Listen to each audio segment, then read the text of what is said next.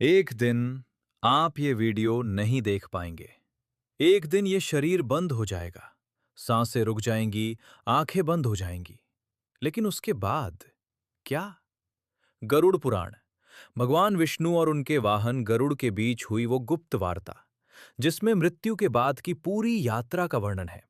आज हम वही बताएंगे जो शायद आपने कभी नहीं सुना। हिंदू धर्म के 18 महापुराणों में से एक है गरुड़ पुराण। ये वो शास्त्र है जिसे किसी प्रियजन की मृत्यु के बाद घर में पढ़ा जाता है।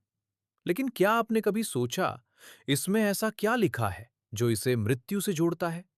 इस पुराण में भगवान विष्णु ने स्वयं अपने परम भक्त गरुड़ को बताया, मृत्यु के बाद आत्मा की यात्रा कैसी होती है, यमलोक क्या है, स्वर्ग और नर्क का सत्य क्या है, और पुनर्जन्म कब और कैसे होता है। तो चलिए शुरू करते हैं उस अंतिम यात्रा से जो हर इंसान को करनी है। गरुड़ पुराण कहता है, जब किसी मनुष्य का अंत समय आता है तो यमराज के दूत यमदूत उस आत्मा के पास आते हैं। लेकिन ध्यान दीजिए, अगर वो इंसान पुण्यात्मा है तो विष्णु दूत आते हैं, और अगर वो पापी है तो यमदूत। मृत्यु के समय आत्मा शरीर छोड़ती है, और ये क्षण अत्यंत कठिन होता है, जैसे हजार बिच्छुओं के काटने जैसी पीड़ा। आत्मा एक सूक्ष्म शरीर धारण करती है, अंगूठे के आकार का, और तब शुरू होती है वो यात्रा जो वापस नहीं आती। मृत्यु के बाद आत्मा को 47 दिन की यात्रा करनी होती है, यमलोक तक। रास्ते में 16 पुरियां हैं, 16 पड़ाव। हर पड़ाव पर आत्मा को एक परीक्षा से गुजरना होता है, और इस रास्ते पर धूप है, अंधेरा है, भयंकर ठंड है, सब कुछ।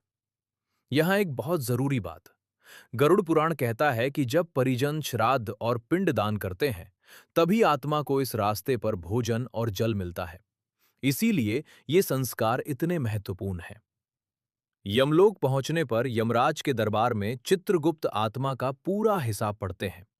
गरुड़ पुराण में 28 नरकों का वर्णन है। हर नर्क एक विशेष पाप के लिए है।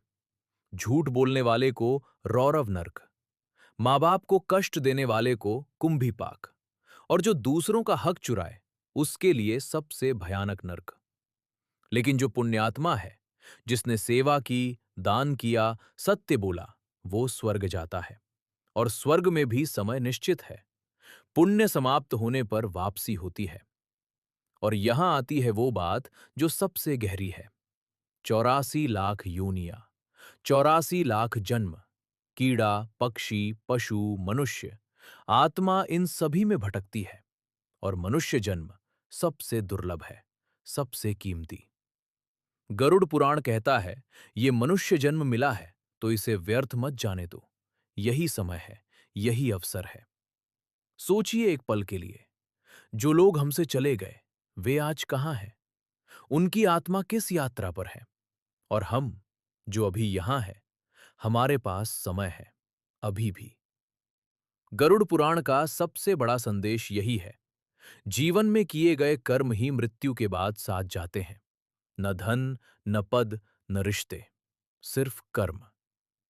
तो आज से एक छोटा कदम उठाइए, किसी की मदद कीजिए, सत्य बोलिए, माँ बाप का सम्मान कीजिए।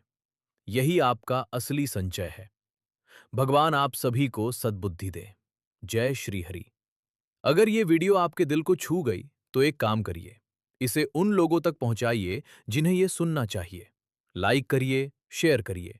और अगली वीडियो में हम बताएंगे, क्या पुनर्जन्म सच में होता है, और क्या हम अपने पिछले जन्म की यादें वापस पा सकते हैं।